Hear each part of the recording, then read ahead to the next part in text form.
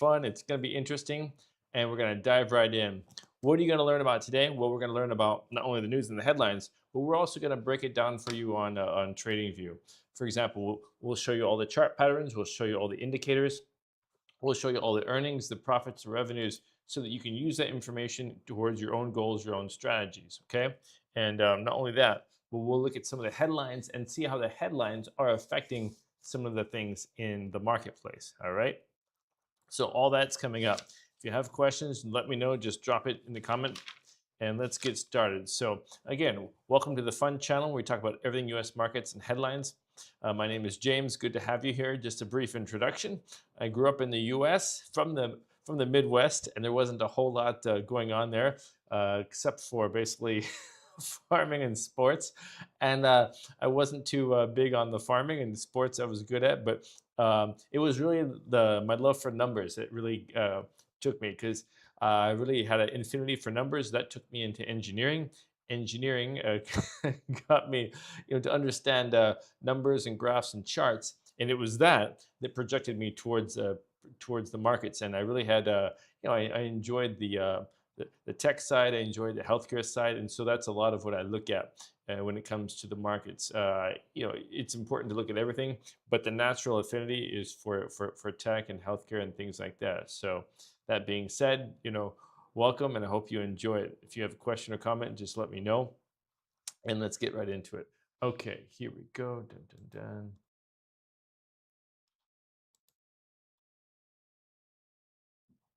All right. Yes. All right. Perfect. One of the headlines for today is Musk. Musk is always in the headlines, right? So one of the headlines for today is Musk. Here we go. As you can see, they said that Musk misled the Twitter investors ahead of a $44 billion acquisition. You see the headline. Now, what they really said was the jury, this was all in California, by the way, and the jury said that they only deliberated for 4 days, and they said that he unanimously found that his tweets were false or misleading. All right. Now, that's just one of the headlines. Another headline we're going to talk about is gold. We have to talk about gold.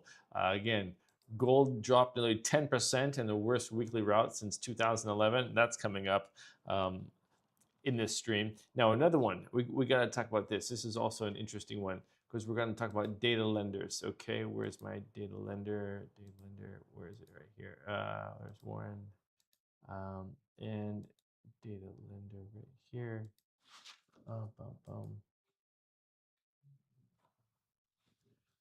Where's my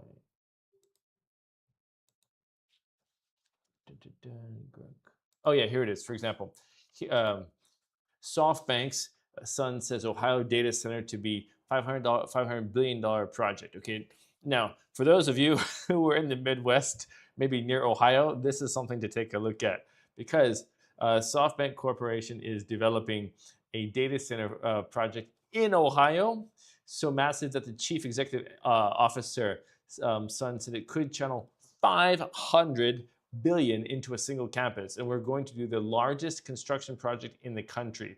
Yeah, so check out that. We're going to be talking about that one. Huge data center project coming up in Ohio. So that's a good one to look out for. And then another one we'll talk about is Palantir. Why Palantir? Where is my Palantir? Here we go. Yeah, because the Pentagon just adopted Palantir AI as the core U.S. military system, according to a memo. All right. Now, that's coming up. Also, United. We're going to talk about United. Why? Because United is going to cut more flights as it sees oil go above $100 all the way through 2027. Okay. So United's going to cut about 5% of their planned flights this year, and they got the warning that oil could go higher than $175 a barrel. Could. And again, the CEO of United said that its fuel bill could rise past 11 billion. Okay, could rise as by 11 billion more. Okay, so United's coming up. Also, we're going to talk about FedEx.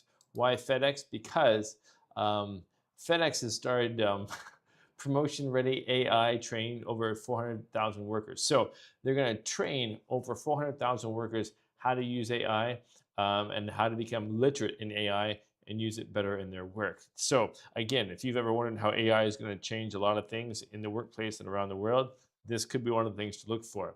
Every C-suite executive at the logistics giant took 2 days off to head to Silicon Valley and conduct a speed dating round of sorts, ensuring they partnered with the most compatible company for their efforts. Yes.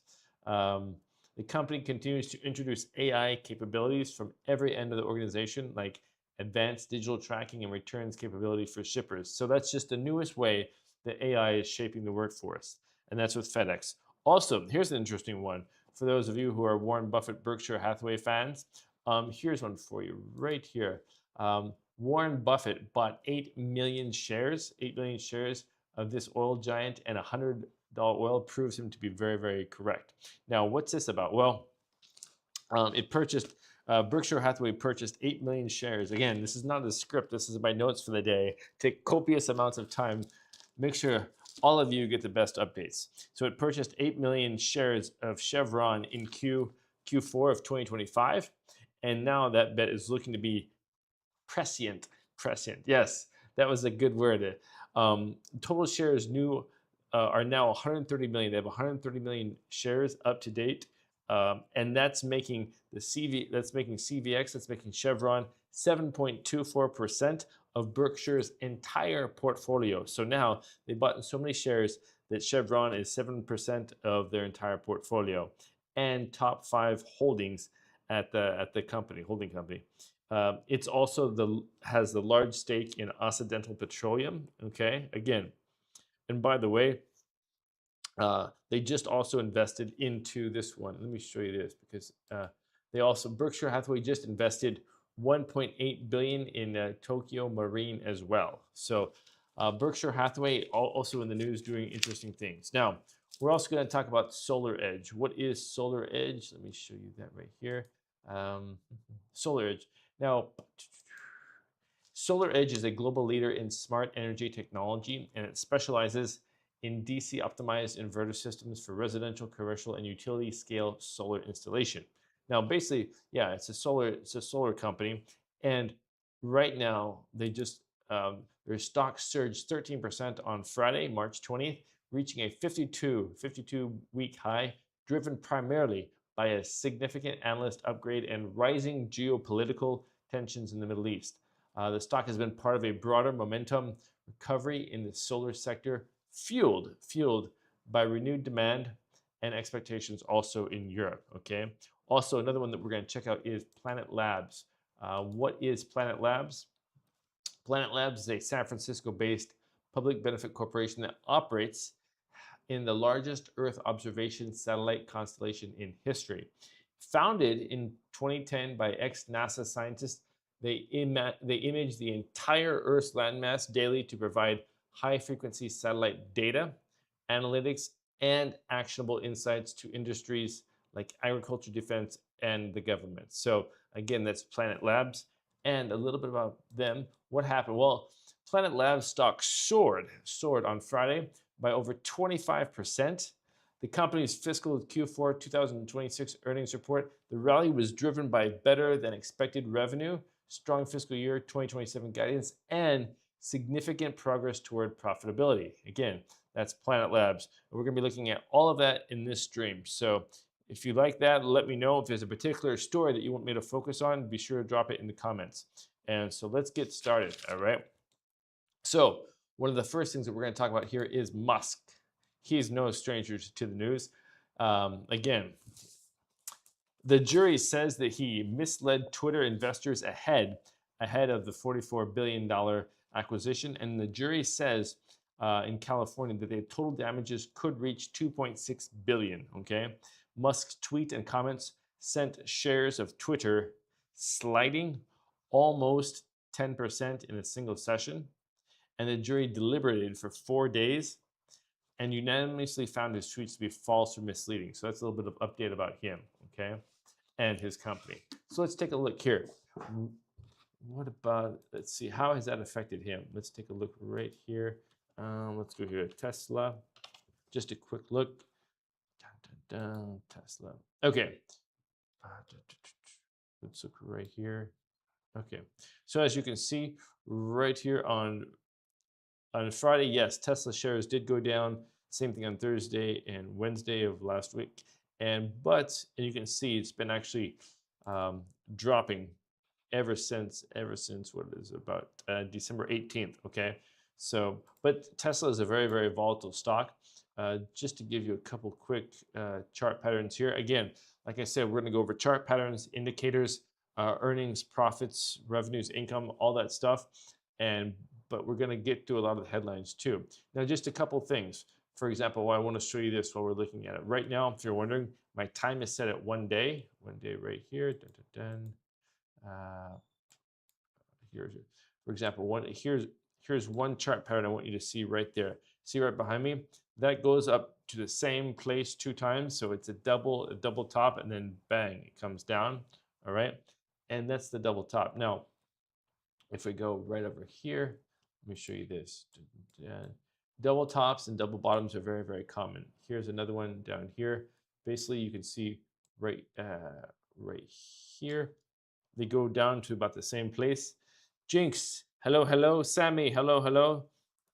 If you're wondering what you just walked into, this is everything U.S. markets, U.S. headlines, and basically we teach you how to do all the indicators, all the chart patterns, and look at some of the earnings and things like that. It's an educational channel.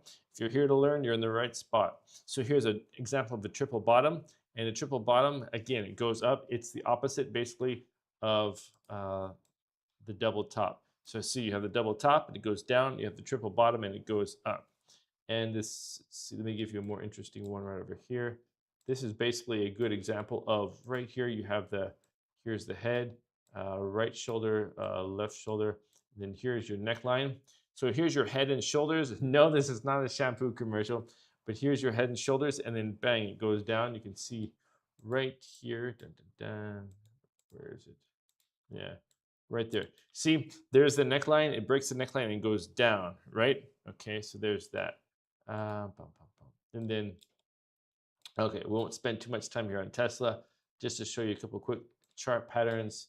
Again, here's another, if you look right here, double top right there, and bang, it goes down. And let's go, hold on a second. Right over here. Let me move the, yeah. Okay, now let me just quickly introduce you to a couple of the indicators. Right here, for example, this is your RSI, Relative Strength Index, and this is basically what we call the overbought line and oversold line. However, again, this is just a guide because the overbought line can go way overbought and the oversold can go way oversold before ever market correcting and come down or market correcting and going up. Now, what do I mean by that? For example, if you look right over here, Tesla right here becomes very overbought right here, and it stays overbought for several days before it ever market corrects and comes down. So bear that in mind, and that's what I mean. Let's go right over here. I'll show you a different chart pattern with this. Yeah, right here, as you can see. This is, and let me give you a better example. I'm going to show you an example of consolidation right here. For example, here. Basically, it goes right there. See right here how it goes up and down about the same amount and stays right there in the middle, very neutral. That's an example of consolidation right there. So consolidation, or continuation, or the invisible ceiling, the invisible floor, invisible ceiling, invisible floor, whatever you want to call it. But it's basically, it doesn't leave that area. So you have the invisible support and the invisible resistance, and there's that. Fahad, welcome. Kurdish Gotian, hello. Surfei, welcome to the channel. And again, this is everything U.S. markets, U.S. headlines. If you're looking to learn about patterns, chart patterns, or how to use earnings, or the revenues, or the reports, you're in the right place. Because we take all the headlines, then we break down the companies on TradingView here, as you can see. Yes. And so with having said that, one thing you can see right here is that right here in this pattern, right here, See this is also called consolidation continuation because it goes up and down the same amount and it stays the same. As you can see, basically right here, it does just that. It does go down, but it's staying within that little time frame there. Okay, and now also one thing I want to show you is that while it's consolidating, the amount of trade volume right here is very low. Okay, very low because there's not much happening here. So there's not a whole lot of trading going on. But if you come over here, come right over here, where we have more trade action, price action right there, you will see that you'll have more right here. You'll have more trade volume right there. More trade volume, more price action. Kind of goes together. Dun dun dun. And so there's that. Now let's take a look right over here. Dun dun dun. Let's go over here.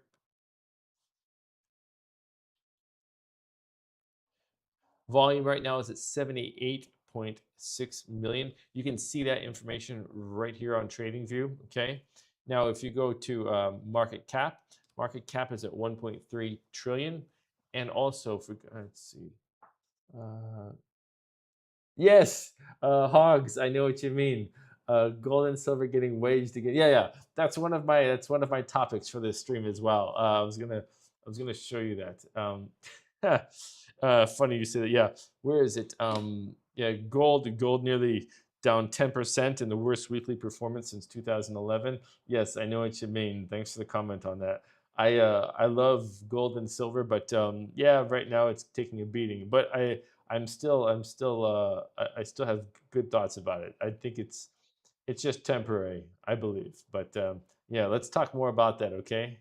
Let me know if you have any more thoughts. But yeah, I agree with you, Hogs. Okay, now again, here's Tesla on TradingView, looking right here. If any of you have thoughts about gold and silver right now, feel free to share. Ava, welcome. Ava Maxwell, greetings. Queen, hello. And let's see. So right now, again, how do you look at this? You have the quarterly, annually, and generally you look at annually, but it depends on your strategy, I guess. But again, Q4 beat it, Q3 missed the expectations, Q2 equaled it. Annually, 2025 on the year, 2025 equaled expectations, and 2024 just missed the expectations right there, as you can see. 2023 also beat the expectations. And if you go here to statements, yeah, right here, annually on statements, for example, it's interesting here. Just because you have great earnings doesn't mean you're going to have great revenue or profits. What do I mean? For example, here again, 2025, the earnings were equal to their estimate, which is good. Now, if you go here to the statements, 2025 was the worst year for their profit and earnings. Okay, so again, revenue, profit, income, it was all terrible in 2025, and 2024 wasn't much better. Only thing that was positive was the total revenue, and also let's see, Marcus, hello, and let's see, yes, greetings. We're talking everything U.S. markets and U.S. headlines. And right also 2023 wasn't much better. Only total revenue and income were positive. But again, that's Tesla, and it's very volatile anyway. Christopher, hello, and user 378, greetings and welcome. Let's go now to that's Tesla. Just a little bit about an update about Musk. He was found guilty of misleading Twitter investors ahead of the acquisition. And so that's that. Now let's go ahead. Yeah, we had a comment about gold. Let's take a look here at that real quick. Gold drops nearly 10% in the worst weekly route since 2011. And it's on pace for its worst month since 2008. Yeah, there's that. But it's still up. It's still up year to date, so that's positive. Thomas Shelby, hello.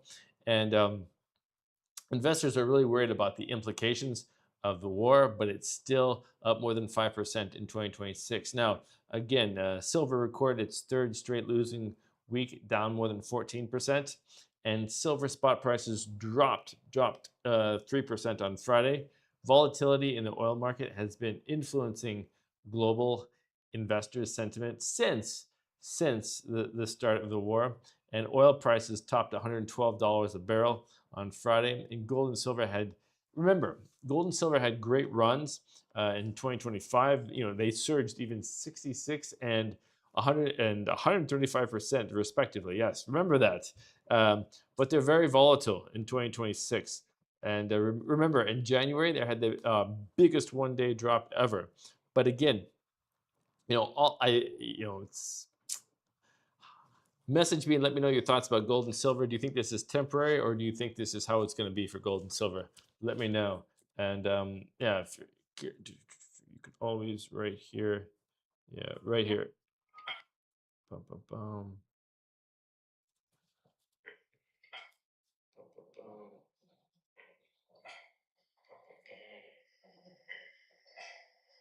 Yeah, right there. Just send me a message. You can send me a message right there. Yeah, right there. Just send me a message. You can send me a message right. No, okay. Let's take a look here. How are the minings getting beaten up? Lils, welcome, welcome. Alice, hello, hello. Dun, dun, dun. If any of you have any thoughts or opinions about gold and silver, feel free to share. Or if you have, if you're into some of the mining companies, also feel free to share because gold and silver are big in the headlines right now. Let's take a look here at one of the bigger miners. Let me put my glasses on.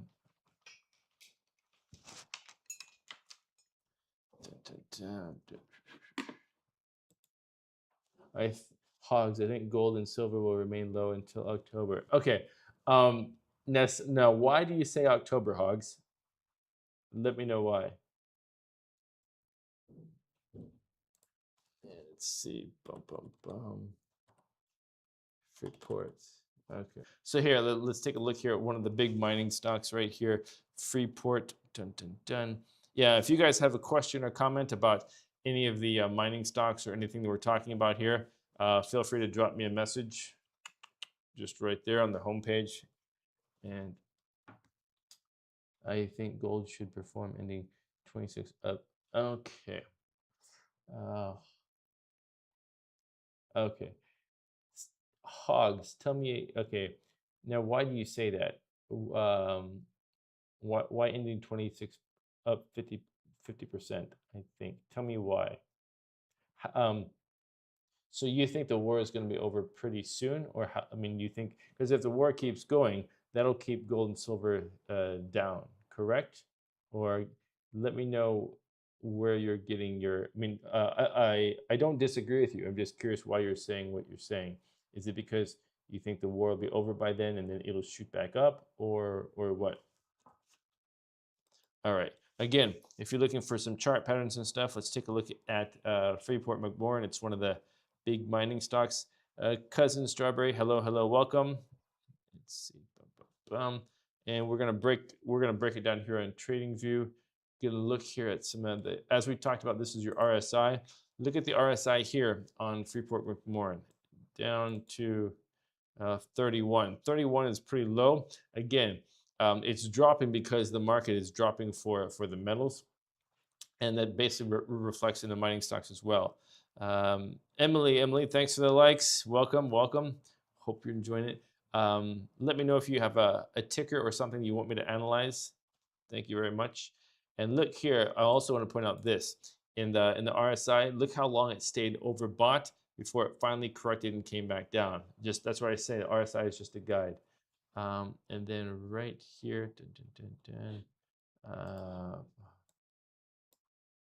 okay, and here you can see also, like I said, with the downward slide of the metals, you also have the downward slide of the miners right there.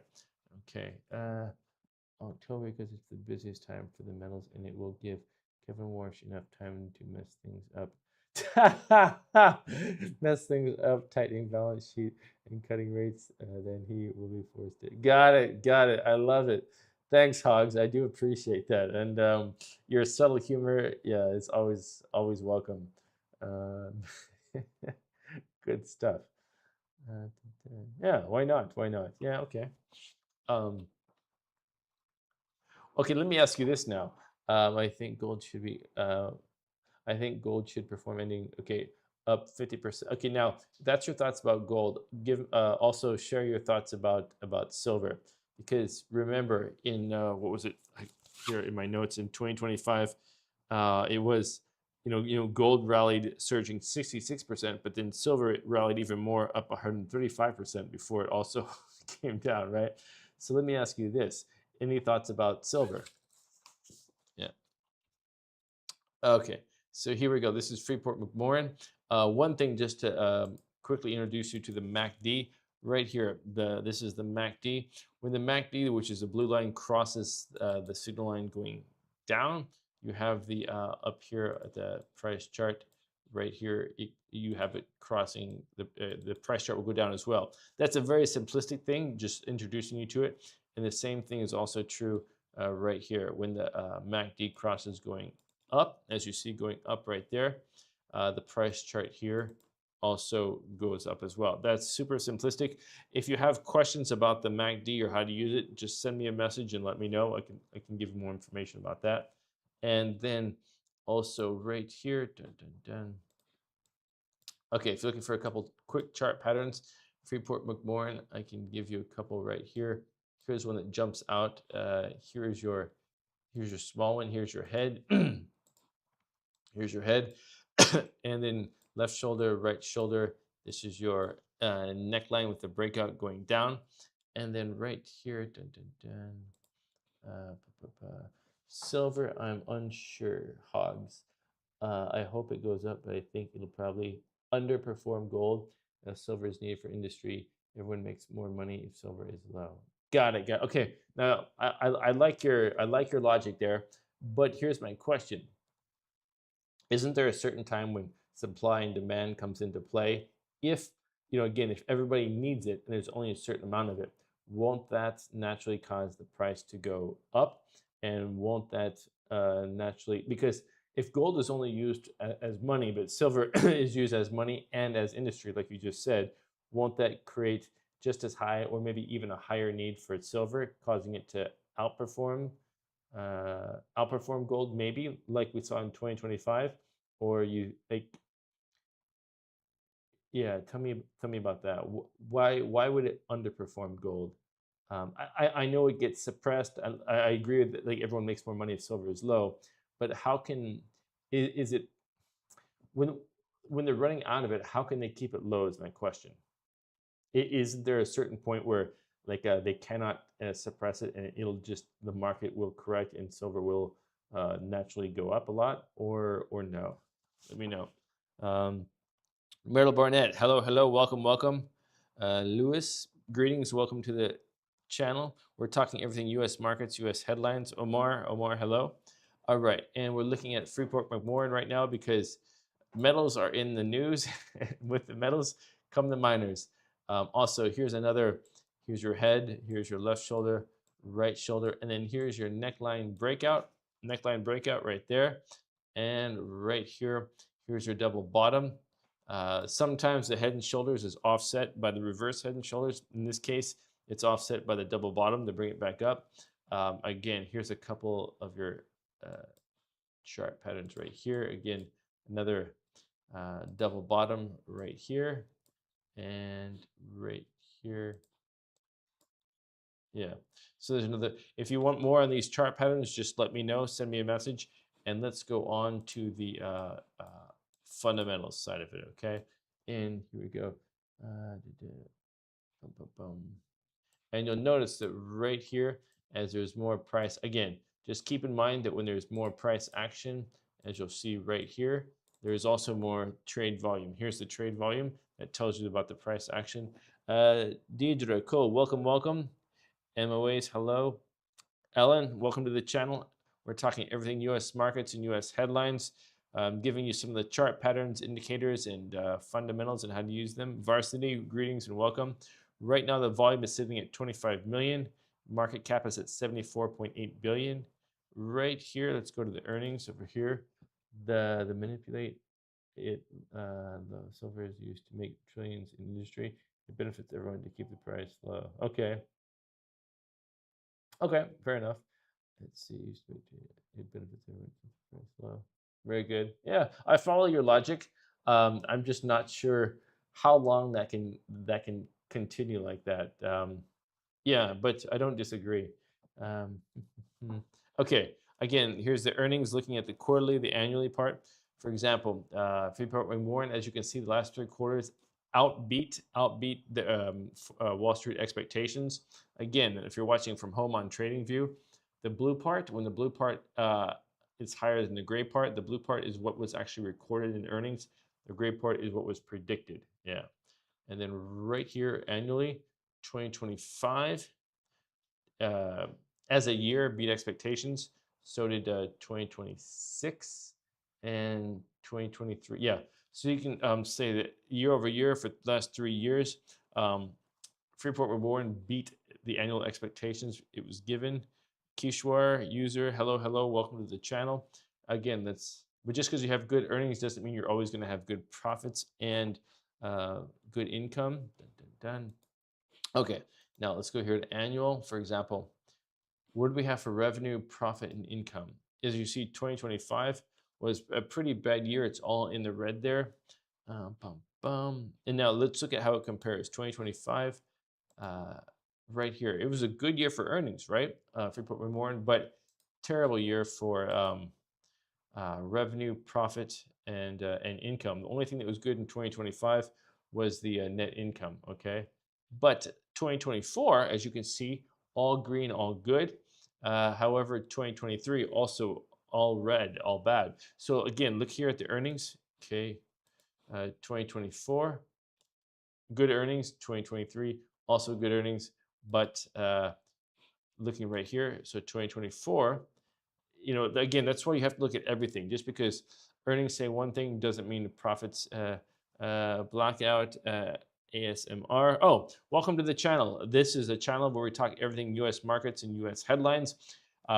We teach you about the chart patterns, some of the indicators, and some of the earnings and profits and how to use them. Basically, it's just an educational channel. So if you're into that, welcome and feel free to enjoy the show. Or if you have a question, you can also ask that too. Let's go on. That's a little bit about gold. Oh, another one I wanted to touch on here, touching about gold, and is, for example, where is this? Data centers, yes. At Eliadian, welcome, welcome. Yes. Lindsay, hello. Okay, possibly the biggest one they say, possibly in the world, but okay, SoftBank Corporation. Again, SoftBank Sun says Ohio data center is going to be a $500 billion project, and it's going to create 10 gigawatts. And it would be one of the largest, if not the largest in the world. Again, this is SoftBank Sun talking about the Ohio data center project. Yeah. And for example, 10 gigawatts. To give you an idea, 1 gigawatt of power can supply 750,000 homes at once, and it would be powered by $33 billion worth of natural gas-fired electricity. Again, so where's the energy going to come from? Yeah, that's where natural gas-fired electricity. In the first phase, which is 800 megawatts, and it's going to cost between 30 and 40 billion, and it's going to be completed by early 2028. Again, a huge data center going up in Ohio. And again, if you want to again focus on how does this help anyone, right here, where's my data centers? Data centers can provide big jobs right here. For example, how do data centers create a new lucrative career path? Well, it's with trade workers. So specialized and technical professionals moving into data center roles often see a 25 to 30% pay increase, according to Kelly Services. Angelica, welcome. Jen, hello, hello. Mr. Jen, welcome. We're talking everything U.S. markets and U.S. headlines. Welcome to the educational channel. So for example, here, they're talking about which jobs are going to grow with data centers. You have for cooling, it's HVAC, system engineers. The growth rate was 67%, and vacancies for industrial automation technicians grew 51%. Electricians increased by 27%. Again, for this new data center coming up in Ohio, that's one of the things it can do, okay? So, possibly. Liquid fuel, everyone needs it. but for the most part, prices are kept low. Could sell for any price, but the people would stop buying it. Better to make trillions at low price than billions at high. That's true, Hogs. I follow your logic. I agree with you. I just um, after seeing what we saw earlier this year when silver jumped up super high and so did gold, I'm always curious about how it all works. But yeah, I don't disagree with you. Yeah. Um, if you have questions or comments about some of the headlines or the patterns or indicators we're looking at, just feel free to send me a message here on my homepage. That'll be fine. And dun dun dun.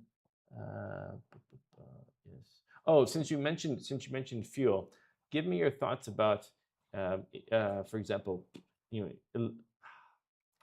new other forms of energy. For example, nuclear, solar, wind, because there's all the problems right now with oil.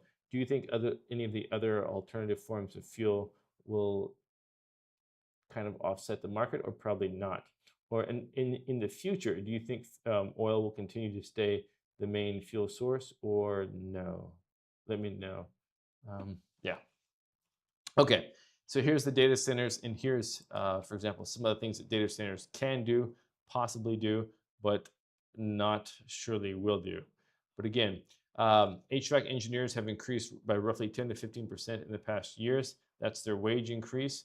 And the high-level data center roles often see a 25 to 30% increase in pay. Again, so maybe these data centers do have a positive shift after all.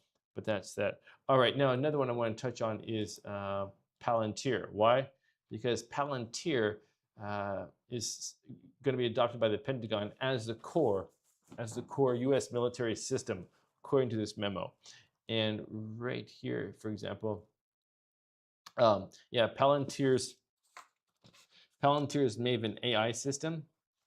Let's see, Bluey, welcome, welcome. Chinggong, hello, hello. Sabasis, greetings and welcome to the channel. We're talking everything U.S. markets and U.S. headlines. Silly Gilly, I love that name. Lindsay, hello. And so Palantir's Maven AI system will come to an official program of record. And Maven is a command and control software platform that analyzes huge amounts of data from satellites, drones, radars, etc. Okay. Halik, Lewis, welcome. Lindsay, Mamisa, welcome. Pinky, hello. All right, so let's do that. Let's take a look at Palantir. Break this thing on Trading View. Dun, dun, dun. Bum, bum, bum. Okay, Palantir. Right here, Palantir Technologies.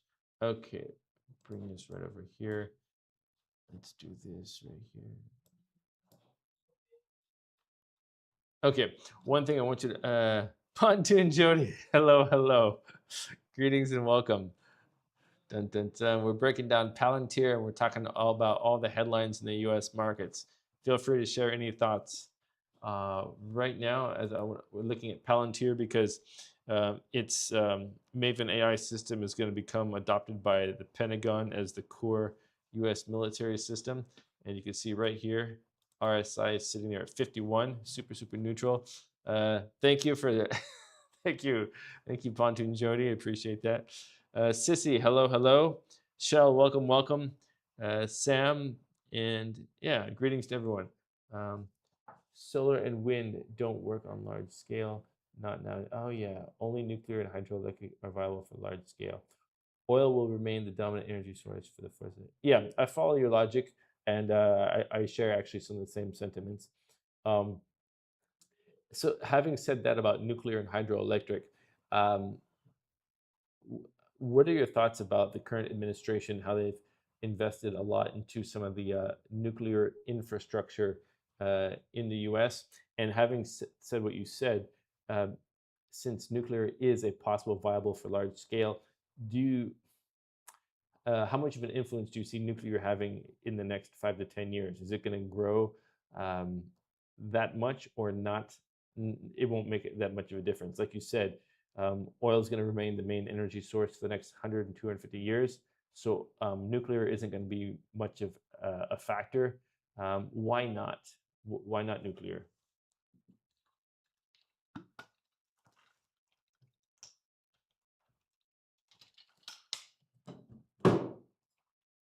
All right. Big Worm. Hello, hello. Let's see. Dun, dun, dun. Hello, hello, Princess Noor. Okay, Palantir. Here we go. Right now, you can see the price chart for Palantir.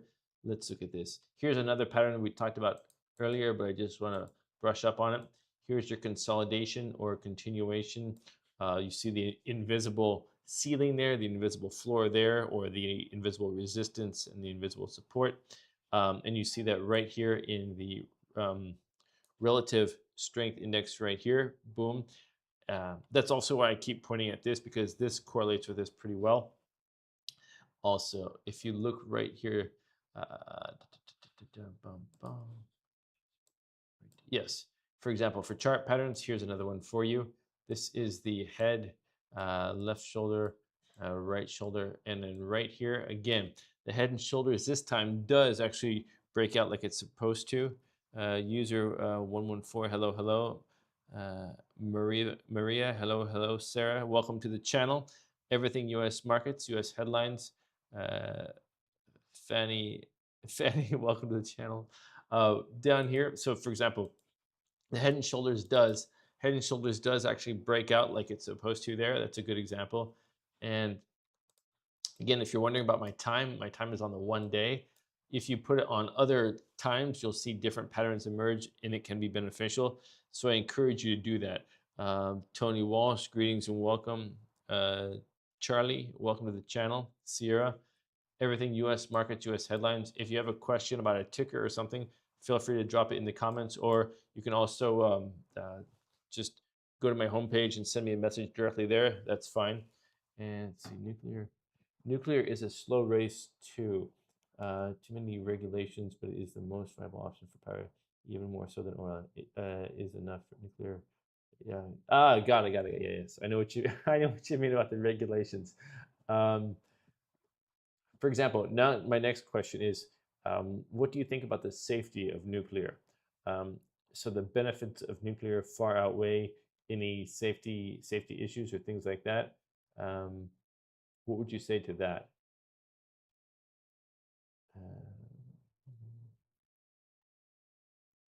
Yeah, appreciate your thoughts, Hogs.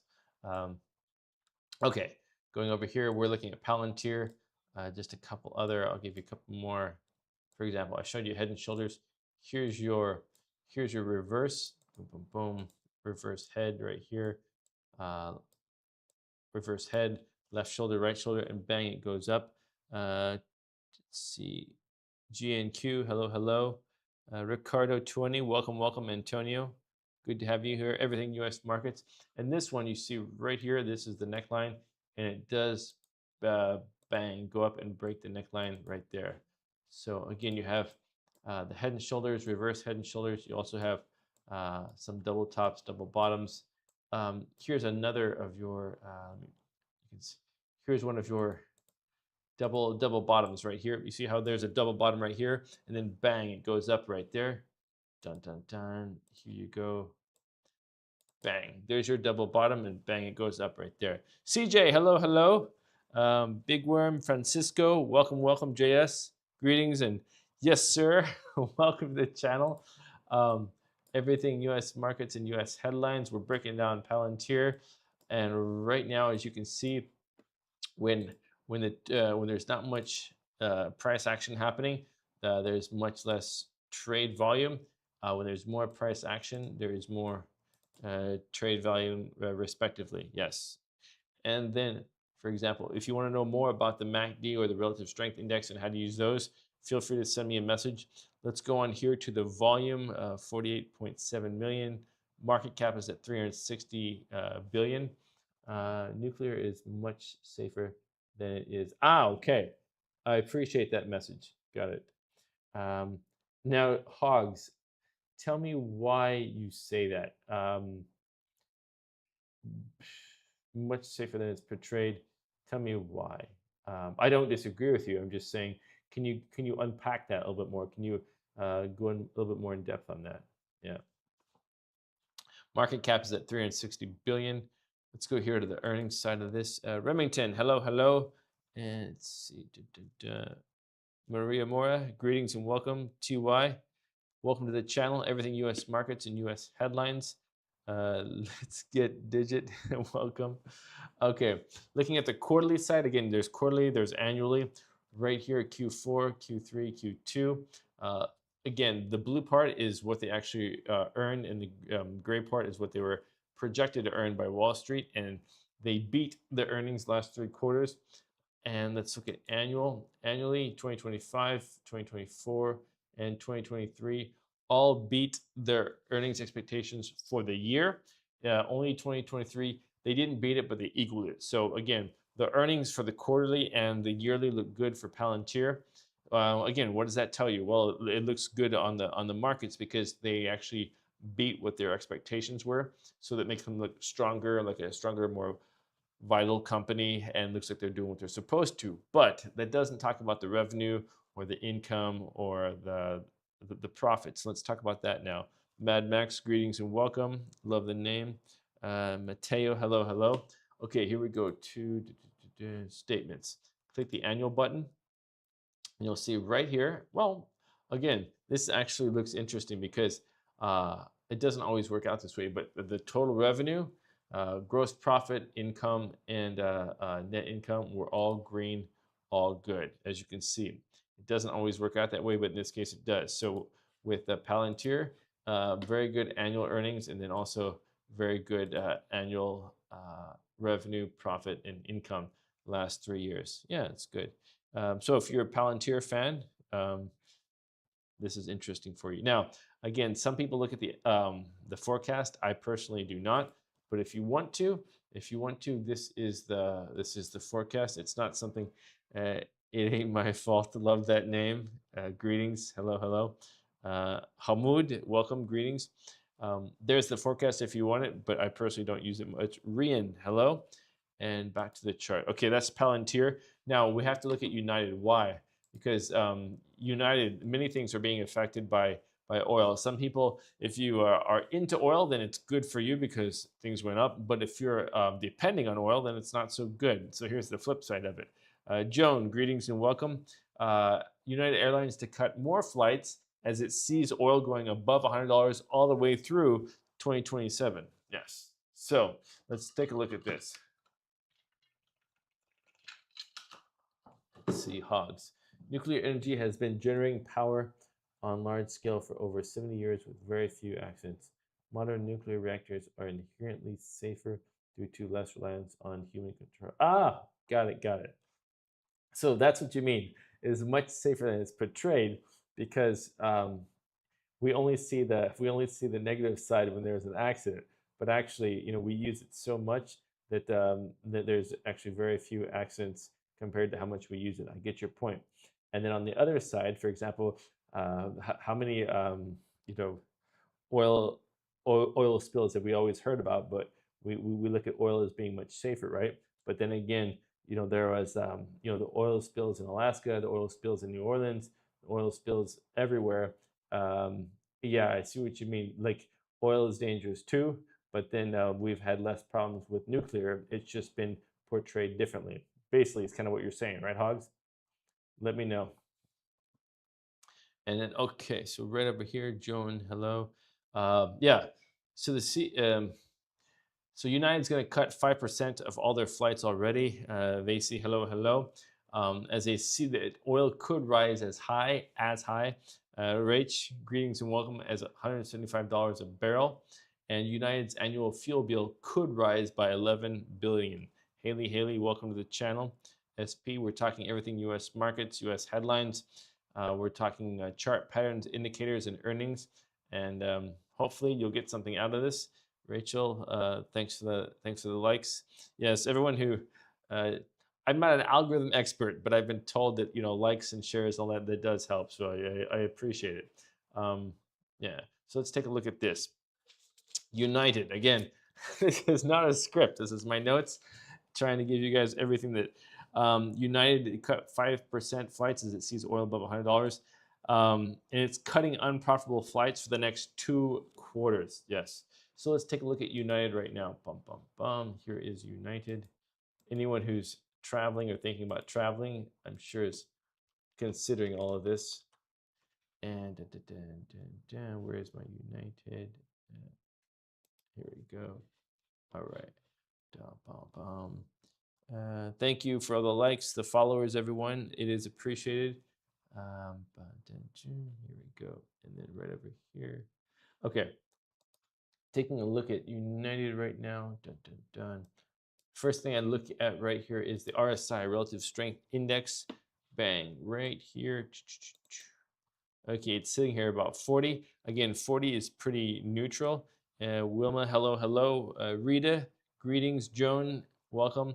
And let's see, one thing you'll notice right here is that the price chart for United, yeah, it is dropping right now ever since about Wednesday, February 25th. It's been going down ever since. And with that action, you do see more volume. Okay, more volume, more price action. There's that. But right now, you can see it is stabilizing right here at about 40 on the RSI. And so it's trying to correct. As you see, it did already correct. It went all the way down here to 30, and then all the way down here to 30, and it did market correct and come up. User 1234, hello, hello. And right here again, let me show you some chart patterns real quick. And let's see, right about. Let me change this. You can adjust the timing, and you'll see different chart patterns show up right about here. Now, my timing right now is on 1 day. If you change your time to 1 minute, it'll also change what patterns you see, and that way you can kind of compare which patterns appear and which patterns you think are valid. Prince, hello, hello, and then right here, you see the here's the left shoulder, the right shoulder, and here's your reverse head right there. And so right there, I'll point this out to you. Here is your neckline, and then right here is your bang. This is your breakout part. So here's your neckline. Here's your breakout right there. Okay, and then right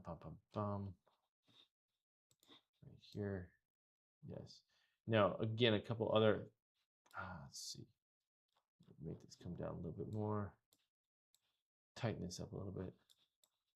Okay, we come right over here. Again, you're looking for more chart patterns. Here's another one. Sometimes these chart patterns actually don't break out, so be aware of that. Just because it's a chart pattern doesn't mean it's going to go up or go down. For example, what do I mean by that? Here we go. Here's your reverse head, left shoulder, right shoulder. So this is your neckline. It does break out just a little bit right here. Bang, you see that? It does break out a little bit, but not too much. Yes. And here is, for example, this is basically right here. You see a double. Here's your double top right there, and then double top, and then bang. It does what it's supposed to do. It drops down right there. Okay, that's enough on chart patterns. If you have questions and you want more, if you have questions and you want other chart patterns, just feel free to go to my homepage, send me a message, and I can get you some more chart patterns if you want. That's fine too. Also, let's go right over here.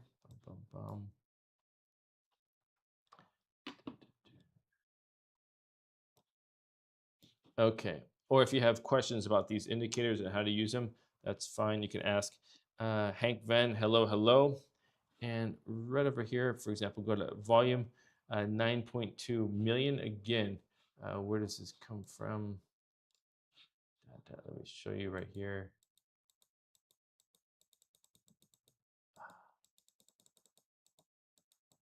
Right here. So for example, here's the volume bars. Right now, the trading volume is actually down, as you can see right here. So when the volume says 9.27 million, that's actually down a bit. Let's go here to market cap. Is at 29 billion as a market cap for United.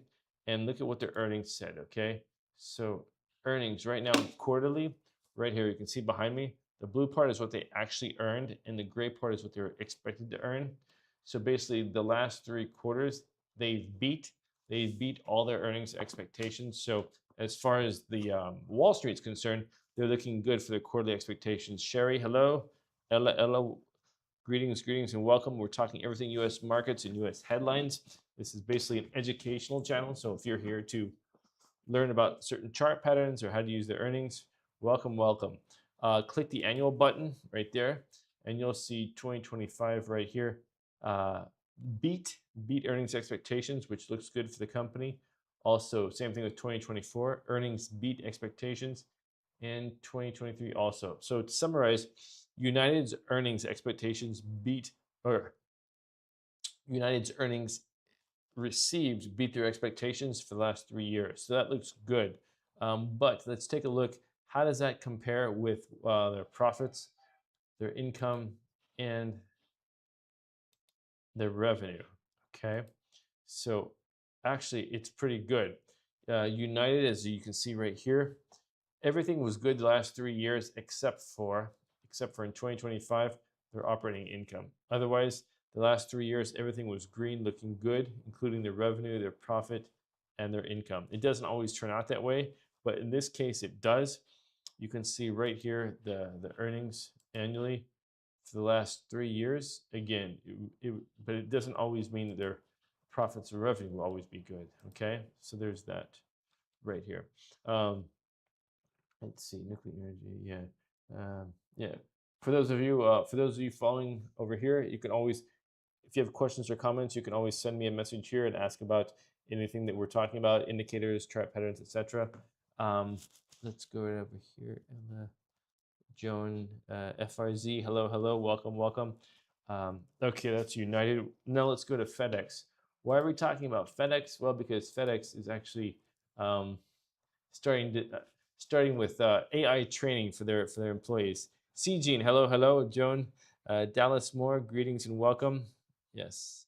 Title is FedEx has started delivering promotion-ready AI training to over 400,000 workers. Okay, so FedEx is trying to get their workers up to speed on AI. It's undertaken an AI literacy initiative across basically almost 500,000 employees around the world. Now, the company introduced its new AI capabilities from every end of the organization, like advanced digital tracking and returns capabilities for shippers. Again, AI is changing the world. Every C-suite executive at the logistics giant took 2 days off to go to Silicon Valley. And yeah, let's see here. Yeah, for example, UPS recently announced 30,000 layoffs to add the 48,000 it conducted in 2025. FedEx and its competitors in the shipping sector face many business constraints, from tariffs and other policy changes to cost-cutting initiatives that resulted in FedEx plant closures and layoffs in places from Kansas all the way to France. Okay, TY, hello, hello, dun, dun, dun. And so this is in its earnings, including its latest report, have met approval from investors with shares up close to 50% over the past year. Interesting, right? The more, again, this is, for example, on CNBC, the more we invest in our talent being on the leading aspect of that learning journey, the better off they will be. Yes. According to the company's most recent annual report, it has 440,000 workers globally. Wow. All right. So again, FedEx, their AI training to over 400,000 workers in AI literacy. So let's take a look at FedEx right now. How many of you have gotten up to speed on AI and how to use it? Yes. And how many of you have had your careers affected by AI? Let me know. FedEx. Right here. Here we go. FedEx.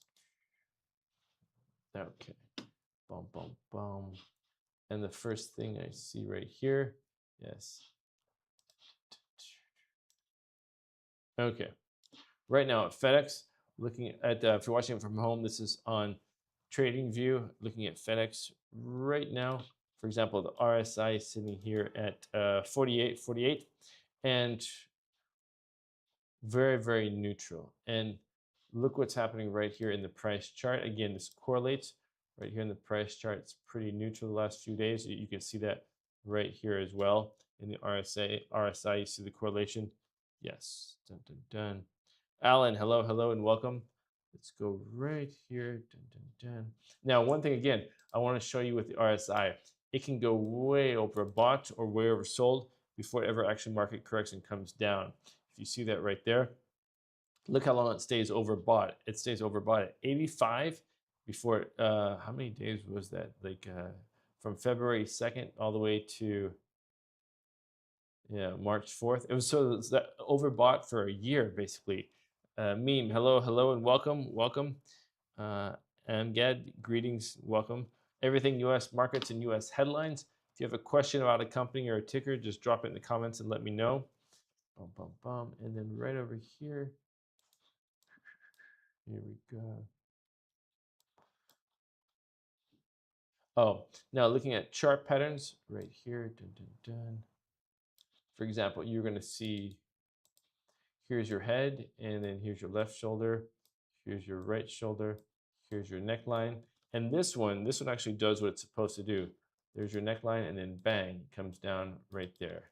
Right there. Okay. So again, head and shoulders, it's a chart pattern to come for the price to come down. The reverse head and shoulders is a chart for the price to go up. Just keep that in mind. They're actually inverses of each other. And let's see, if I change this a little bit, you'll be able to see more patterns come up. Bum, bum, bum. Here we are.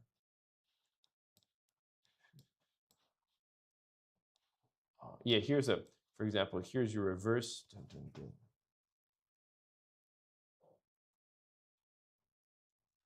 Okay, here's your reverse right here.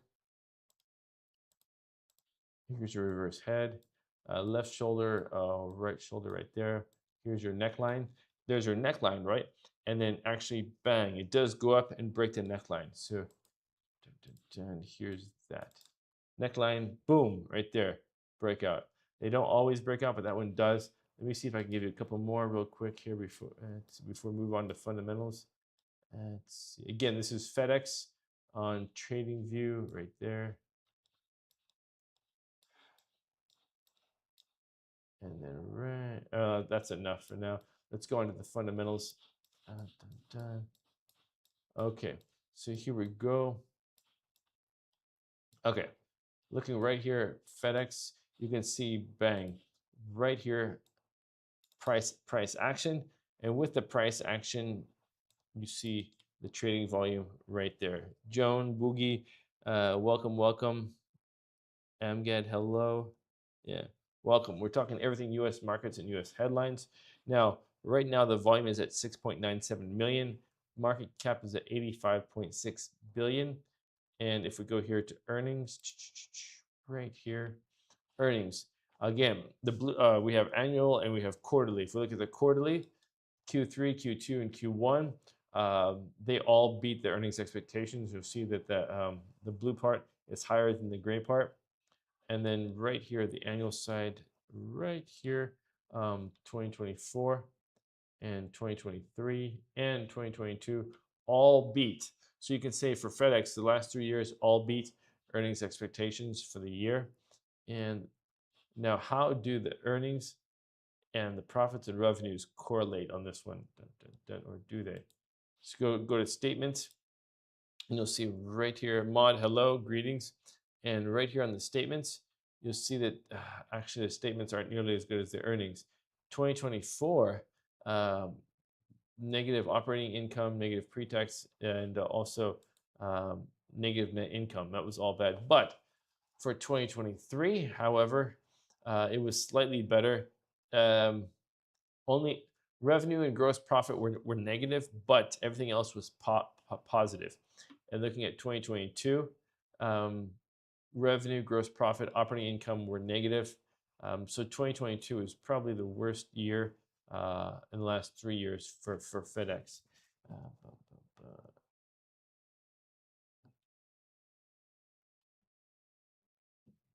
Yes. And then, yeah. So again, that's why I say looking at just the earnings isn't enough because there's other pieces to the puzzle as well. So keep that in mind. And then so this is the earnings report. And then look here at the profits, income, and the revenue. It's not nearly the same, a lot of red in there. So bear that in mind. If you have more questions about how the revenue, the profits, income, and the earnings all go together, just send me a message and I can give you more information about that. Let's go on here to FedEx. We also have Berkshire Hathaway to look at. Okay. Now, why are we looking at Berkshire Hathaway?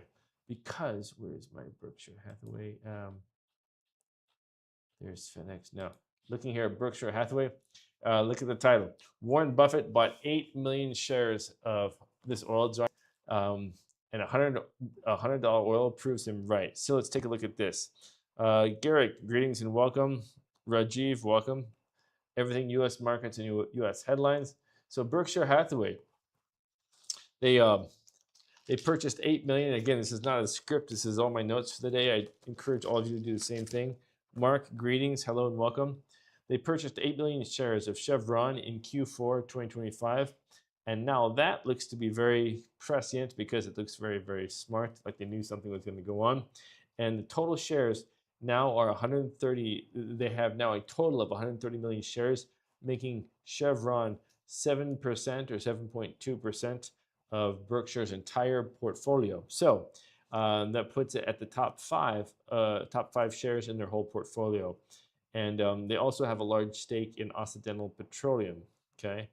And interestingly enough, recently, where was it? Here's my article right here. Berkshire Hathaway just invested 1.8 billion in Tokyo Marine as well. So again, bear that in mind.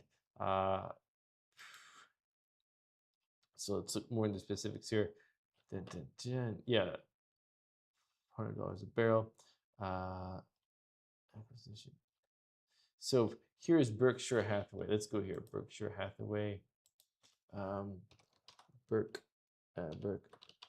Hathaway.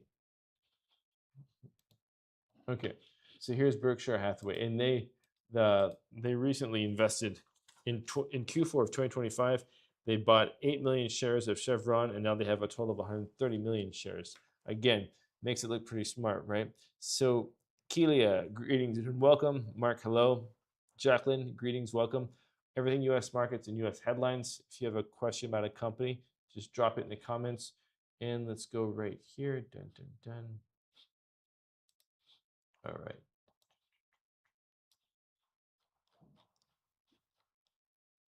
Okay, now Berkshire Hathaway right here. Looking at the RSI, first thing I see, Ethel, hello, welcome.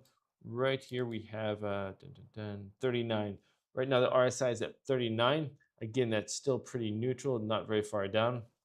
Woody, hello, greetings. And one thing you'll notice right here as I spread this out, right here, you'll see that the RSI has been somewhat neutral for the past, ever since February to about, for about the past month. The RSI here on Berkshire Hathaway has been pretty neutral. And you'll see that up here in the chart pattern as well, right about here. You see how there's kind of like invisible ceiling, invisible floor, or you can call it the resistance and the support, whatever you want to call it. But it's basically a small path of consolidation right there. Bucket list, greetings, I love the name. And then, so for example, let me come over here and I'll show you right now. Let me adjust the timing a little bit. You can see more chart patterns jump out.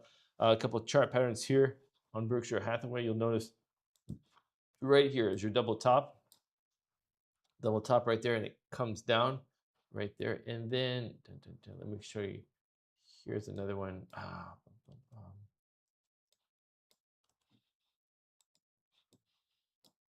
Right here. Adjust the timing on this. When you adjust the timing, you'll see different chart patterns jump out at you. Right here, for example, is a small, here's a head, here's a left shoulder, here's a right shoulder. So here's your neckline, and then bang. Here's your head and shoulders neckline, and then it crosses the neckline right there. So it does have a small breakout right there.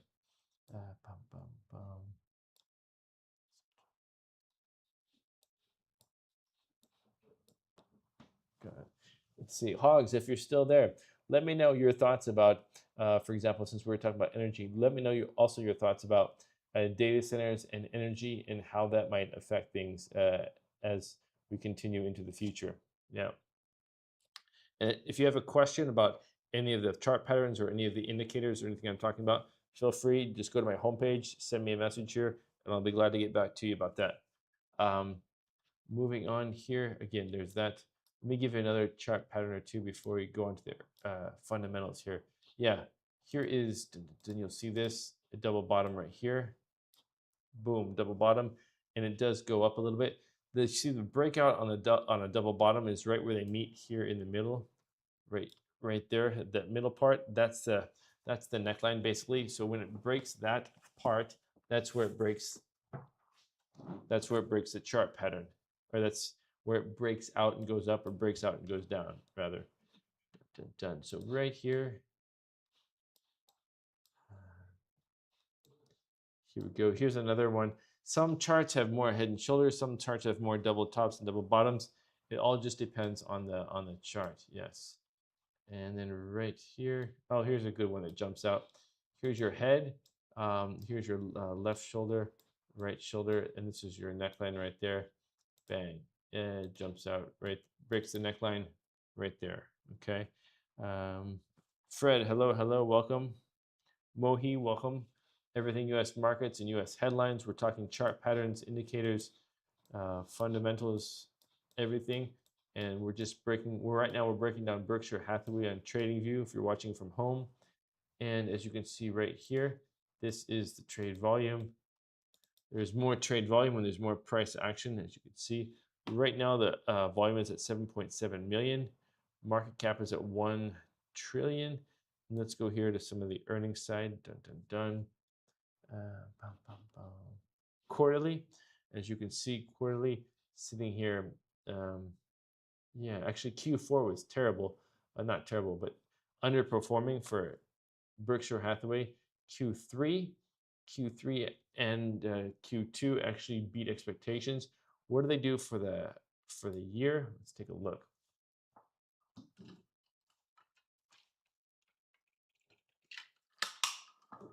Okay, so for the year 2025, 2024, you can see that 2025 actually for the year missed expectations. Okay, again, but 2024 for the year beat expectations. 2023 for the year just missed it. So to summarize, the last 3 years, only 2024 beat expectations. 2025 and 2023 missed earnings expectations. So in that sense, the company does not look strong. But let's go over here and take a look at some of the profits,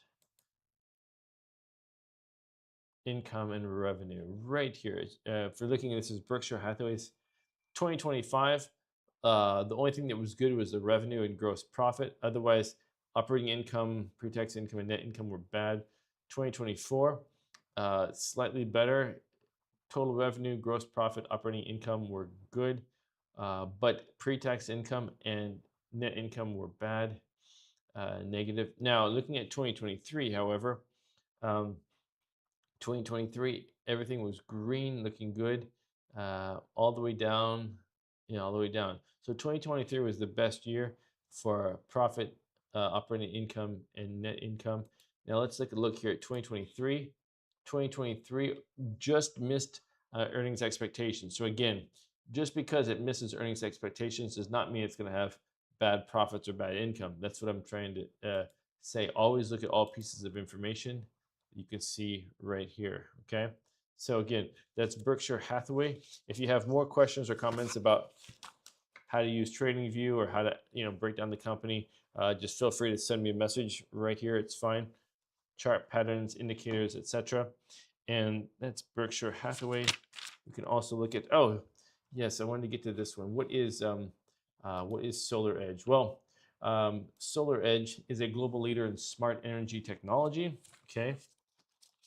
They surged by over 13% on Friday, reaching a 52-week high, driven by geopolitical tensions and analyst upgrades. Okay, so SolarEdge is a global leader in basically solar technology, both for residential, commercial, and utility purposes. And the stock has been a part of a broader momentum, basically renewed by expectations in Europe. And the stock has risen 80% year to date. Now, again, this is one you don't hear a lot about. It's not super popular by like NVIDIA. It's not a big one like Microsoft. It's not one of the big tech stocks, but it's got an interesting chart pattern and it's been doing interesting things over the last few years. Soldier Ben, hello, hello, and welcome. Jassy, greetings. So again, a little bit about Solar Edge right here. What makes them different? What makes them better? They have higher energy production, panel level optimization, boosts system efficiency.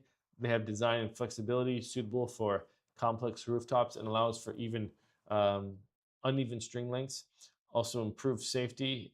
Features like Safe DC and Sense Connect ensure enhanced protection. If you're interested in solar, this might be an interesting one for you. HG23, hello, hello, and welcome. JF Fogio. Again, we're breaking down everything US markets, US headlines. Right now, we're looking at Solar Edge because it's an interesting one right now. Now, it also easily integrates with the battery storage and EV charging, and this is Solar Edge. So what, why did it go up on Friday? Well, again, they have a significant analyst upgrade, and it's because of the geopolitical. For example, analysts upgrade the price target because doubled its price from $30 to $49. Bank of America also upgraded the stock to a neutral and raised its target to $40. You also have the European energy crisis catalyst. The analysts highlighted that the rising conflict in the Middle East has caused European natural gas prices to surge over 90% since the conflict began, which is expected to trigger a bigger demand for solar and storage products in Europe as the residents there seek some kind of energy security. Makes sense, right? So greetings. Let's take a look here at Solar Edge right here on TradingView. If you're watching from home, TradingView, and let's do Solar Edge. Here's Solar Edge.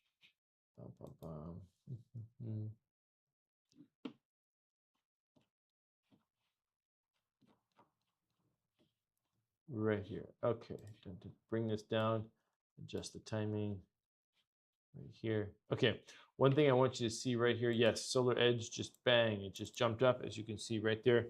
It jumped up actually 13% on Friday. And again, the stock has risen over 80% year to date. And right here, I want you to see on the relative strength index, right there, it's sitting at 70. As you can see, it just jumped up because yeah, right. So 70.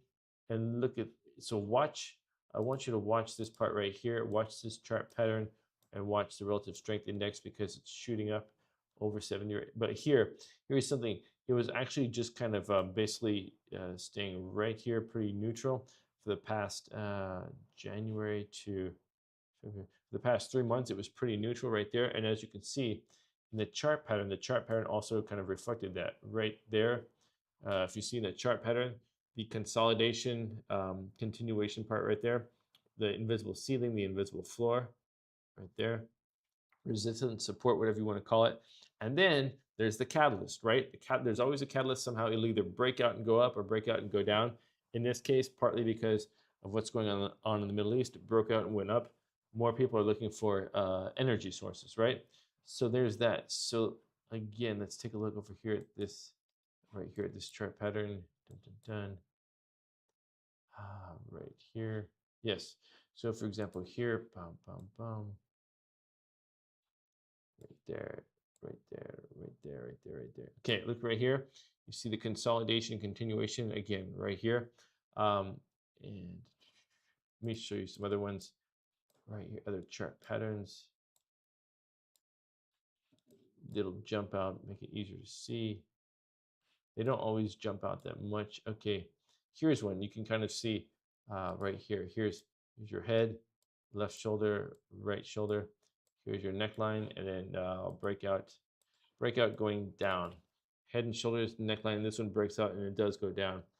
KYX, hello, hello, welcome, welcome. Ben Baker, greetings and welcome to the channel where we talk about everything U.S. markets and U.S. headlines. Here we are. We're breaking down Solar Edge because this one just jumped up recently, and it's a good one to look at. Dun, dun, dun. So here's this. Joan, hello, hello. All right, now let's look. If you want more information about the MACD, the relative strength index, and how this goes together, just send me a message and let me know. Right here, looking at volume is 9.9 million. Market cap is at 3.12 billion. And as you'll notice that right here, again, you have more price action, so you have more price action, more trading volume right there. Okay, so here let's go to earnings. Bang, you're looking at quarterly, annually. Right here is the annual quarterly earnings part. For example, Q4 was less negative than it was expected, so it's actually positive earnings. And also the same thing, Q3 less negative than expected. Q2 also less negative than expected. Annually, right here, 2025 less negative than expected in 2024. However, 2024 was more negative than expected, so that's a bad earnings year. Yes, and then 2023, as you can see, reported earnings were higher than expected. So 2023 and 2025 beat earnings expectations for the year. 2024, however, was a bad earnings year. Let's see how that compares with their profits, revenues, and incomes right here. So annually, yeah, 2025 was a good year. Now here's what I want you to notice right here. 2025, 2025, they had a positive earnings because it was less negative than expected. And as we'll see right here, 2025, everything was green, looking good. Revenue, profit, income, net income, all green, all looking good. Now, what happened the 2 years before that? Even 2023, everything was negative, despite having 2023, despite having a positive, better than expected earnings. All their revenue, profits, everything was negative right here. 2023, you see right there, it's all negative. Okay, so there's that. Now again, 2024, looking at the earnings, 2024 looks bad because it's more negative than expected. So that does line up. Very bad earnings. And also 2024 had very bad revenue, profit, and income. So again, keep that stuff in mind when you're looking for information on your own strategies and own goals. Frank, hello, welcome. Just for humanity, greetings and welcome. We're talking everything U.S. markets and headlines, and we're breaking the companies down on TradingView. If you have one that you want to look at, let me know. Also, another one I want to look at is Planet Labs. What is Planet Labs? Well, they're also in the news right now. Planet Labs is a San Francisco-based public benefit corporation that operates the largest Earth observation satellite constellation in history. Founded in 2010 by ex-NASA scientists, they image the entire Earth's landmass daily to provide high-frequency satellite data, analytics, and actionable insights to industries like agriculture, defense, and the government. Okay, so what's their mission? They want to image the world every day, making global changes visible, accessible, and usable. Okay, so this is quite interesting, actually. They build and operate hundreds of small satellites known as doves, and which are designed to be replaced frequently to keep the technology updated. Okay, Stevie, hello, welcome. And yeah, they provide subscriptions, daily imagery, and base maps, and data analytics to track changes in agriculture, infrastructure, and the environment. Yes, they have over 700 customers, including government agencies, intelligence agencies, agriculture companies, and climate monitoring. So let's see. Let's look at this one. And why? Here's this. What did? Oh yeah, on Friday. Why are we looking at this? Because on Friday, March 20th, they jumped up. Their stocks surged by over 25% following the company's fiscal Q4 2026 earnings report. Yeah. It was driven by better than expected revenue, and the strong 2027 guidance and progress towards profitability. Yeah. So again, good earnings beat, and they improved the profitability, and they have a strong future guidance. So Babu, hello, and welcome. Having said that, that's Planet Labs. Let's take a look at them on TradingView now. Here is TradingView. Right here. Wait, hold on. Planet Labs right here. Planet Labs. Okay. Rox and James, greetings and welcome. And Janet, hello, welcome to the channel where we talk about everything U.S. markets and U.S. headlines. Right now, we're going over the headlines and showing the companies involved and how they can benefit you with your strategy. So this is Planet Labs. And as you can see, on Friday, it recently just jumped up, bang, right there. And when you have more price action, you also have more trade volume right there. Okay, you can see that. Also, right now, the RSI reflects it too. RSI jumped all the way up to 70 right there. And but before that, look at this. It was consolidating right here in the right there in the middle. And you can see that if I go over here to the price chart, bang, right over here. There's your consolidation right there as well. Invisible ceiling, invisible floor, resistance, support, whatever you want to call it. There it is. And then there's always a catalyst, and then bang, it breaks out, right? So now let's take a look here at some of these chart patterns. Dun, dun, dun. Right about here. Okay, right here. Dun, dun, dun. All right, here. Oh, here's one. For example, here is your, you can see your head, you can see your shoulders, and then here's your neckline. Head, shoulders, neckline, and this one does break out and come down a little bit right there. Yeah. So having said that, let's go on right here. Bum, bum, bum. Oh, and here's a small pattern right here. So here you can see right here, here's your head, left shoulder, right shoulder. Here's your neckline. See the neckline, and then bang, it comes down right there. That's your breakout right there. Okay, dun dun dun, right there. And then right here is your double bottom right there, double bottom, and then bang, it goes up right there. And now, as you're looking again right now, the trading volume is up. So right now the volume is at 63.7 million. Market cap is at 11.4 billion. And right here, the earnings, dun, dun, dun, yeah. Right here, your quarterly. You have your quarterly right now. Again, for 2025, Q4, Q3, and Q2, they were all less negative than expected. So that's a positive thing. And then annually, you can see 2025, less negative than expected.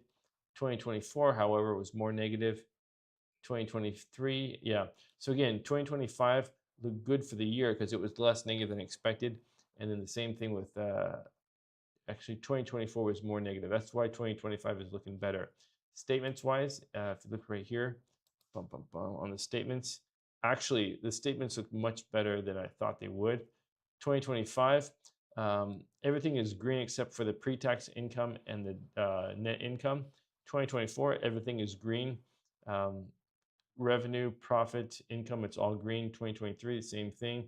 Revenue, profit, income, it's all green, looking good. So even though, again, 2023 and 2024, even though 2023 and 2024, they had good earnings because they were less negative than expected.